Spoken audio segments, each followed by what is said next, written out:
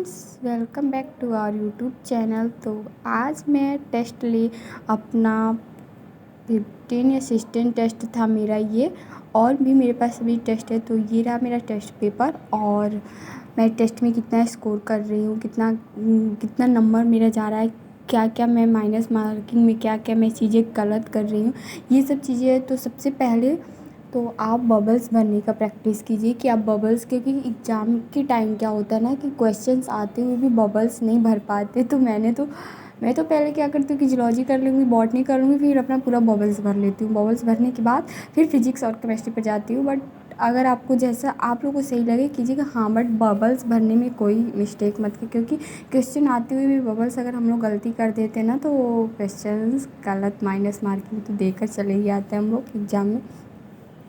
तो सबसे पहले मैं क्या कि 8 से लेकर 11:20 तक मेरा टेस्ट का टाइमिंग था। तो मैं हमेशा कोशिश करती हूँ कि मैं अपना टेस्ट सेम टाइम पे दूँ, क्योंकि अगर सेम टाइम पे नहीं देंगे तो फिर बाद में मैं टेस्ट देने का कोई मतलब बाद में थोड़ा सा आलसपन छोड़ देते, नहीं देंगे ये जो भी। तो टेस्ट मैं अपना मॉर्निंग में स्टार्ट की, और मॉर्निंग में 8 से लेकर 11:20 पर मैं पूरा टेस्ट दी।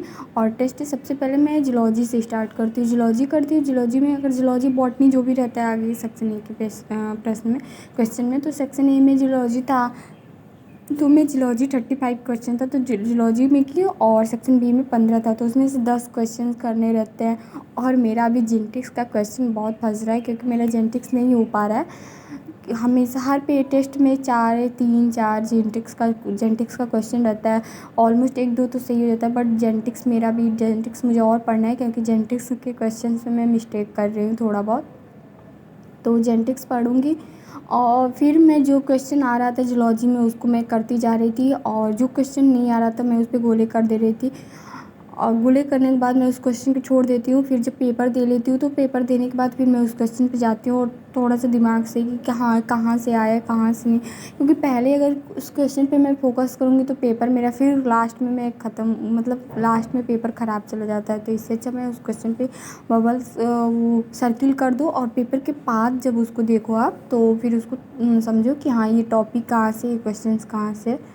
तो बिल्कुल एनसीईआरटी बेस्ड पेपर था आज का मेरा। और फिजिकल इनऑर्गेनिक में केमिस्ट्री बॉटनी देने के बाद मैं जूलॉजी बॉटनी देने के बाद मैं केमिस्ट्री पे जाती हूँ। तो जूलॉजी बॉटनी में क्या होता है कि जो 10 क्वेश्चन करने रहते हैं, जो क्वेश्चन नहीं आते मैं उस पर सर्किल करके अगेन बोल रही हूँ छोड़ दो उसको, क्योंकि ज़रूरी नहीं है कि आप क्वेश्चन करो, क्योंकि ये टेस्ट बस हाँ एक टेस्ट है।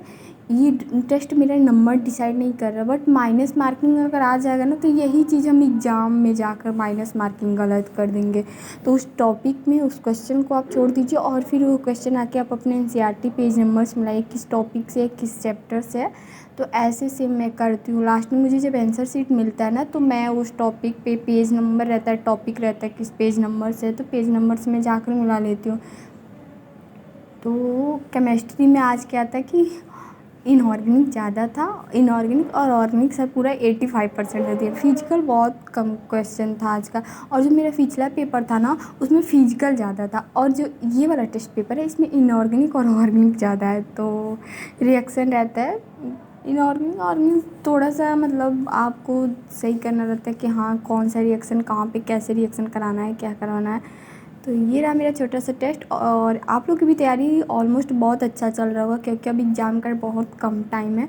आप लोग भी कोशिश कीजिए कि जितना ज़्यादा नंबर ऑफ़ क्वेश्चन, जितना ज़्यादा क्वेश्चन आप लोग टाइम के टेस्ट दीजिए। और बबल्स भरने का बहुत ज़्यादा प्रैक्टिस कीजिएगा, क्योंकि बबल्स अगर आप लोग भर लेंगे ना, तो बबल्स भरने में बहुत प्रॉब्लम होता है। बबल्स भर लो तो फिर पेपर तो बहुत बहुत अच्छा जाएगा यार, क्योंकि एनसीईआरटी बेस्ड पेपर है।